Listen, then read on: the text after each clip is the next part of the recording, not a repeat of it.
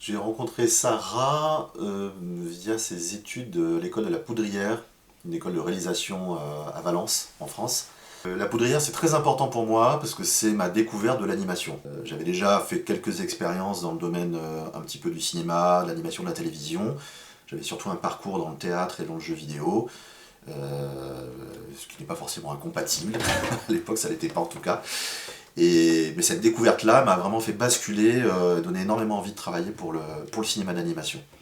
Mais au moment en tout cas où Sarah m'a contacté pour Beach Flags, j'avais vu un an auparavant ce film, fiction documentaire qui s'appelle Les Chats Persans, qui met en scène l'itinéraire de deux jeunes musiciens iraniens qui veulent faire du rock et qui ne peuvent pas parce qu'ils n'ont pas le droit, ils n'ont pas le droit de jouer. Seule la musique sacrée est autorisée à ce moment-là en Iran. Donc il y a ce rapport-là, ce rapport avec cette connaissance de l'interdiction. Mais là en plus on parle d'une histoire qui est forte, d'émancipation.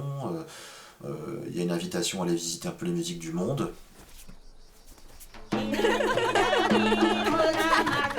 Pour m'imprégner un petit peu plus justement de la culture iranienne, je suis aussi allé rencontrer Abbas, qui tient un petit centre culturel iranien qui est Djemap.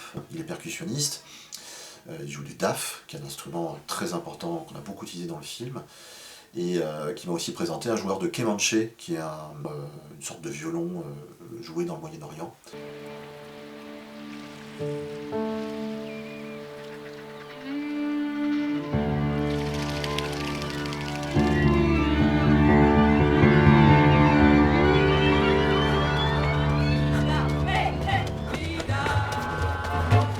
Donc on a tous les instruments qui jouent sur la touche, donc les instruments classiques, violon, violon alto, violoncelle, qui jouent toujours des choses un petit peu abstraites en harmonique. Et le kemanche, le violon arabe, qui prend le dessus et qui joue beaucoup en quart de ton, en petites arabesques. Et justement, on est sur l'idée d'une espèce d'aspiration.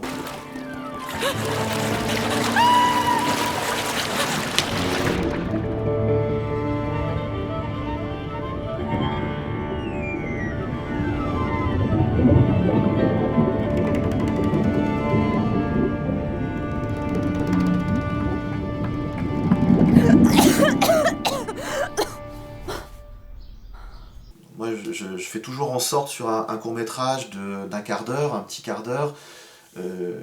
J'aime bien que la musique ait un discours très tenu, qu'elle soit dans une contrainte, même si on doit explorer différents sentiments, différentes émotions, différents rythmes. J'aime bien que la musique reste qu'il y ait un fil très précis et qu'on puisse ressortir, même sur un film d'un quart d'heure, avec une idée ou une empreinte de la musique. Et ça, on peut l'obtenir sur un court-métrage en restant sur une même tonalité, sur les mêmes instruments, sans trop les faire varier. On est sur cet accord-là, voilà, avec cette tension-là. Et ensuite, la musique découle de ça, en tout cas dans sa tonalité, dans les instruments utilisés. On retrouve le piano, les cordes et les percussions. La séquence du rêve et du sauvetage de la mariée, c'est vraiment les couleurs du film qui m'ont inspiré à ce moment-là. La pluie, l'orage sur la plage, on vient de là, et on est dans des images assez sombres. Et tout est bâti sur l'ostinato de piano, enfin le petit motif de piano.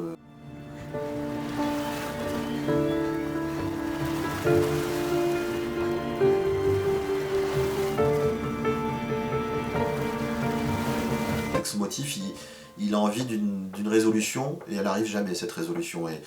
Et elle n'arrive jamais à rattraper la mariée pour la sauver.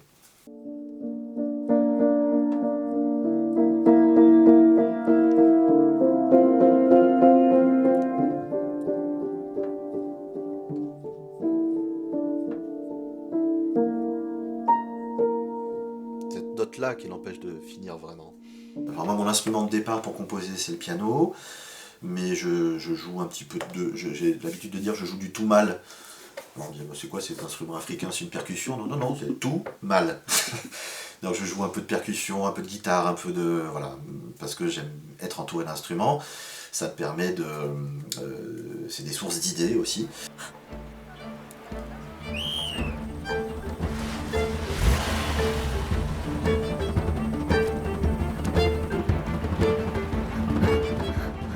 Un projet d'animation démarre souvent par ce qu'on appelle une animatique, qui est un storyboard monté et un tout petit peu animé.